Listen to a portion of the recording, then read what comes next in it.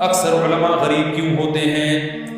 حضرت حکیم الامہ رحمہ اللہ تعالیٰ نے اس کا جواب دیا ہے، فرمایا اللہ کی منشا یہی ہے کہ علماء کی تعداد غریب ہو، کیونکہ علماء پیغمبروں کے وارث ہیں، اور پیغمبروں میں مالدار آپ کو 2-4 پیغمبر ہی ملیں گے، سارے پیغمبر کیا تھے؟ غریب۔ سلیمان علیہ السلام مالدار تھے، داؤد علیہ السلام مالدار تھے، اس کے علاوہ تو ہمیں کوئی پیغمبر نہیں ملتے جن کو اللہ نے دولت دی۔ نوح علیہ السلام کو غربت کے تانے دیے قوم نے، ہے بھائی۔ ابراہیم علیہ السلام تو ہجرت کر کے پورا ملک ہی چھوڑ کے چلے گئے، صحیح ہے نا، غربت ہی غربت۔ اور موسیٰ علیہ السلام، ہارون علیہ السلام، فرعون تو تانے دیتا تھا نا سب کو، اور محمد صلی اللہ علیہ وسلم جو پیغمبروں کے سردار ہیں وہ تو سید المساکین تھے، مساکین کے سردار تھے۔ 40 سال اس دن گھر میں چولہا نہیں جلتا تھا۔ تو حکیم الامہ نے فرمایا اس سے پتہ چلتا ہے کہ جو بھی مذہبی مقتدا اور لیڈر ہوتے ہیں ان میں میجورٹی اللہ کی منشا ہے کہ غریب ہی رہے گی، اس لیے اپنی غربت پہ آپ اب راضی ہو جائیں۔ ایک آدمی نجومی کے پاس گیا، ہاتھ دکھایا، نجومی نے کہا تم 10 سال تک غریب رہو گے، بڑا خوش ہوا کہ 10 سال کے بعد تو پیسہ آئے گا۔ اس نے کہا اچھا 10 سال کے بعد کیا ہوگا؟ اس نجومی نے کہا غربت کی عادت پڑ جائے گی تمہیں۔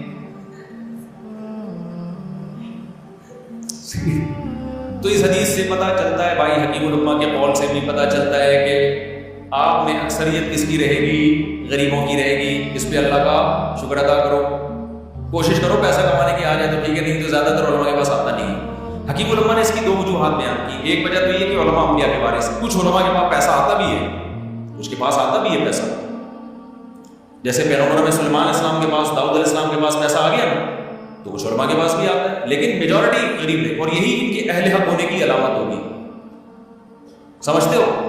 دوسری وجہ اس میں اللہ کی حکمت یہ ہے کہ جہاں پیسہ آتا ہے نا، بدماشی بھی وہیں آتی ہے۔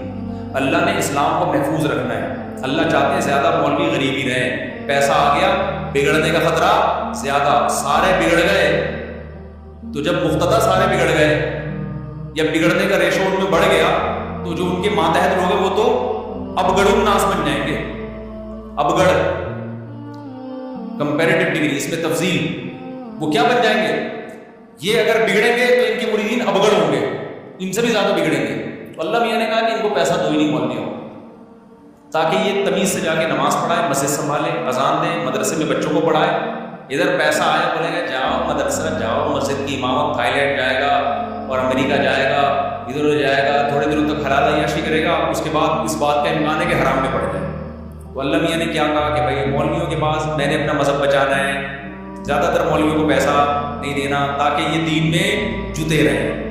پیسہ جب آتا ہے تو بھائی نماز پڑھنے کا دل نہیں چاہتا، پیسہ جب آتا ہے تو بھائی پھر کیا ہوتا ہے پتہ ہے نا آپ کو، پھر مدرسے کو ٹائم دینا، یہ سب چیزیں پھر آدمی کو بوجھ لگتی ہیں۔ تو ایک حکمت یہ بھی ہے، اس پہ اللہ کا شکر ادا کرو کہ اللہ نے علماء کو زیادہ تر غریب ہی رکھا۔